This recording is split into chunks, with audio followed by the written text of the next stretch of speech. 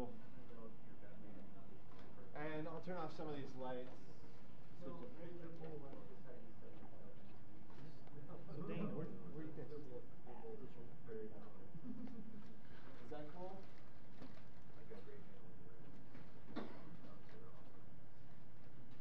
And okay. Can everybody see that? Yep. Yes. All right. So, how many people are earlier in their career with JavaScript or in their skill level? All right. So there's a few. I wish there was more because this is supposed to be a beginner-oriented presentation, but at least there's some. So this is entirely about object creation patterns. So for those of you who were newer to JavaScript, how many of you have experience with other programming languages that are object-oriented? All right. So as you know, JavaScript handles objects very much differently than a lot of other popular programming languages because there's no such thing as a class. In fact, so this presentation, most of the content is pretty much based off of the book Professional JavaScript for Web Developers by Nicholas C. Zakis. I'm a big fan of this book. I heartily recommend it. I mean, you don't need to read the whole thing. It's huge, but it has a lot of good stuff in it. So according to the ECMAScript documentation, an object is simply an unordered collection of properties, each of which contains a primitive value, object, or function. So it's not based off of a class. There's nothing like that structures it. He goes further on to state that the easiest way to think about objects is as a hash, just a big group of name-value pairs. So before we even do actual object creation patterns, we can just look at a simple example of creating an object. So this first one, this does not use the object literal notation. In this one, we're actually creating a new object, assigning Tom to the attribute name, 70 to age, singer to job, and then we also add the function sayName, and that just says the name. Very, very basic stuff. And the second example, it's exactly the same thing, just using slightly different notation. I mean, this is the notation that everybody uses now, where you actually specify the object with brackets and then specify the key value pairs within that. So the first actual object creation pattern is called the factory pattern. And according to the author, this was a pattern that was used pretty frequently in the earlier days of JavaScript. I don't know that it's used as much now because it has some shortcomings. But basically all it consists of, again, it's simple, is you have a function that creates and returns an object, and that's it. So in this case, we're going to just stick with the person example. We have a function createPerson. We explicitly create an object right here. We assign it these attributes, name, age, job, which it populates with the parameters. And then again, it adds this same function that was in the previous ones, and then it returns the object. And if you look right here, I mean, that's it. We call the function, we provide the parameters, and then these variables receive the object that's returned from the function. I mean, it's pretty basic. Is anything unclear at this point? I didn't think so. All right, so the next one is the constructor pattern. And, oh, actually one last thing. So this works, but I mean, nobody uses it. And you know, why does nobody use it? Well, one of the reasons why nobody uses it is because you have no object type. You can't say, is this an instance of a person, or is this an instance of some specific object? Instead, it's just a generic object, and if you were going to compare objects and you needed to make sure they're the same type, you can't. You're just out of luck. So that's the big shortcoming with that design pattern. So that brings us to the constructor pattern. And what this one does is it actually looks very similar to the factory pattern. You know, there's a function right here. There's assigning attributes, values passed in by parameters. They're even created in a somewhat similar way, but the main difference is this word right here, is the new. Does anybody want to give like a brief description of what the new operator does? Yes. Okay, thank you. The new operator actually just instantiates a plain old JavaScript object, naked and vanilla, and then it applies the constructor with said new vanilla object as the context. Yep, thank you. It also changes the prototype of the object too. So it changes the prototype of the object to that person function, right? I'm sorry, say that again. So it modifies the prototype of the object that you created and set it to person in this case. Any other thoughts? Debate? Do we want to debate? Okay. So, as he said, it creates an object. So it's similar to the what was this one called again? The factory pattern. It's similar to the factory pattern that it's creating an object, but instead of explicitly creating an object with, you know, var o gets new object, it's implicitly creating an object. We're not seeing that happen. One other key difference is that when we create an object using a constructor, this within the constructor refers to the object we just created. If we looked here at the factory pattern, you can't use this in here because this still refers to the global object. So in the constructor pattern, you don't have to return this at the end of it? No, you don't, because the constructor pattern automatically does that. So that's just implicitly returned? Yeah, exactly. Any other questions? So, again, so we're creating a pattern, or we're creating an object, we're providing the parameters. This now points to the object that we've created using the new operator, and then we don't explicitly return this object we've created, it's automatically returned. So inside the function, the say name example up there, this inside that is the same context as this in the constructor? I'm sorry, repeat that? It doesn't change scope. Inside say name, when you say alert this name, that this is the same this as the above this? It is the same this, yeah, unless somebody wants to correct me. It's the same this, kind of. It happens to be the same this because say name is attached to this, but the reference is a different reference. It's this references whatever say name is attached to, but say name, it is they're two references, but they're pointing to the same thing.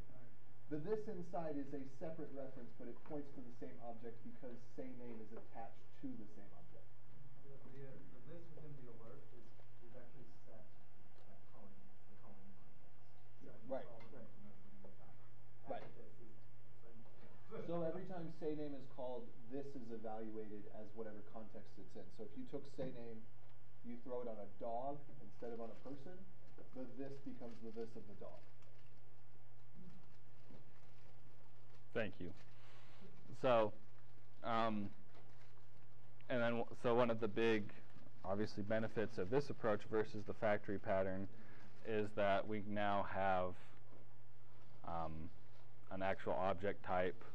We can check if it's an instance of a person, and in this case it is. So we can make sure we're working with the type of object that we think we are working with. So does anybody know of any, does anybody know of any downsides to this approach? Yeah. Mm-hmm. I think say name is repeated in every constructor, right? Mm-hmm. Yep, exactly. Say that again? So what he's saying is that say name this is not the same function being used in every person object. Every time you create a new person, you're creating a new function. This is a new function. So you have duplicate functions. I mean, one way to handle that is by just refactoring, taking the function out, and then, so like if we, yeah, so if we brought the function outside of the person constructor and then just said this dot say name gets, you know, whatever we named it, then that would work. But I mean, when you're dealing with objects with lots of internal methods, then, you know, they can kind of get messy. So that's not exactly the best solution to that. One other aspect is if we have, and it depends on the circumstance. I mean, I guess there are instances where you'd want this to happen, instances where you would not want it to happen. But if we changed the function of person, so say down here we put, you know, Al Capone dot say name gets, and then we put some other function, some random function, that would only affect Al Capone. It would not affect both Tom Jones and Al Capone, which maybe you want that, maybe you don't, but you don't have that option of picking when you have, when you use this pattern. Any other comments? Did I miss anything? Did you say you would overwrite the function by reassigning it? Yeah. Do I have that wrong? I guess it depends on your inheritance chain, doesn't it? Not that if it's assigned to person, that you could have a, if you say that if you were to apply the say name to the person, the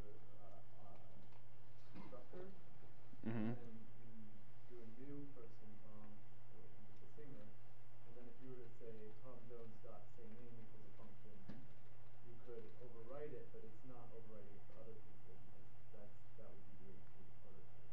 Yes. That's, I'm sorry if I was not clear. That's what I meant. Okay. I'm trying to avoid talking about the prototype because I'm trying to lead up to it, but but yes, you're so that brings us to the next pattern, the prototype pattern. So here's, I mean, this is not a pretty way of doing it, but this is the idea. So you create, we have this constructor basically with nothing in it, and then we attach stuff directly to the prototype, and then each time we create a person, they receive the info. I mean, this is actually more look at. This is a really bad example, but I mean, let's look at it. So if we create Tom, Tom's going to have this, going to receive all of this info that's stored in the prototype. We create Joe. He initially, when we first create him, right here on line 118, he has all of the same data that's set in the prototype. Then we set Joe.name to Joe, which overwrites the, well, it doesn't overwrite, but it masks this name, and then call say name, and it's going to be Joe instead of Tom. Does that make sense? I don't think I described that very well, but so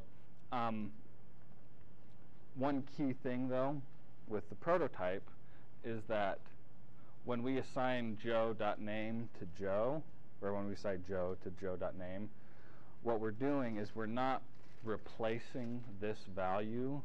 Instead, we're creating a new field on this Joe object, on this person object, that masks the initial one in prototype. So when we call Joe.name, it gives Joe, but it's not replacing the previous value, it's just overwriting it. Likewise, if we set Joe.name to null or to an empty string or something, we're not going to go back to this. We're going to have Joe.name equals null or Joe.name equals empty string. The only way, sorry. What? The old what? The prototype or? Prototype.name gets replaced with the new one? It does not get replaced, it gets masked. What's the value of Joe? Say like at line 120 then, what's the value of Joe.prototype.name? Right here? Yeah. Joe.prototype.name would be Tom. Will always be Tom. Yeah. So okay, yeah, that's a better way of putting it. So Joe.prototype.name, because you can access the prototype on the object. So if we did Joe.prototype.name, it would still be Tom, because we have access to. I mean, we can access the prototype data, but like and yeah. So if we change Joe.prototype.name, that would change the name for everybody with that prototype, which obviously we don't want to do. So if you did that, you had some others that had masked the name, so you reassigned this one to Joe. Let's say you created another one, Tom. Not Tom, bad choice, Bob. Okay. And instead of doing Bob.name equals Bob, you did, oh shoot, no. Bob.prototype.name. Yeah. Then that would change the so it would not change Joe.name. Joe.name would still be Joe, right, because that's independent. But if you change, and any new ones that you made would be the new one, right? Yeah, exactly. So if you made Bob and you did Bob.prototype.name gets Bob, then Joe.prototype.name would be Bob. Joe.name would still be Joe, and if you did Al, create a new person, Al.prototype.name would be, what was it, Bob? I forgot the names now. Exactly. All right, so, sorry, what? Yeah. Well, I think it has to do with the way JavaScript looked up properties. So it would look into the existing property to see if that property is there. If it's not, it would look into the prototype of that property to see if it's there. And if it's not, it would go further and look into the under proto and see if it's there. So after that, let's give up. Like a useful example of this that might make a little bit more sense is if you are plotting something on a graph. You want to put a circle somewhere on your canvas. You have a circle object that has prototype coordinates at 10, 20, right?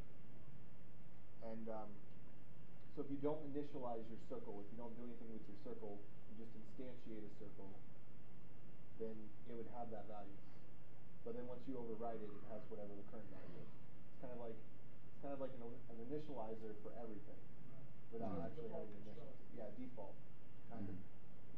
So the function person paren curly brace, that effectively creates the person object, right? The person prototype. Yes. Prototype, but it creates an object. Because the function is an object, right? It is, but So you could add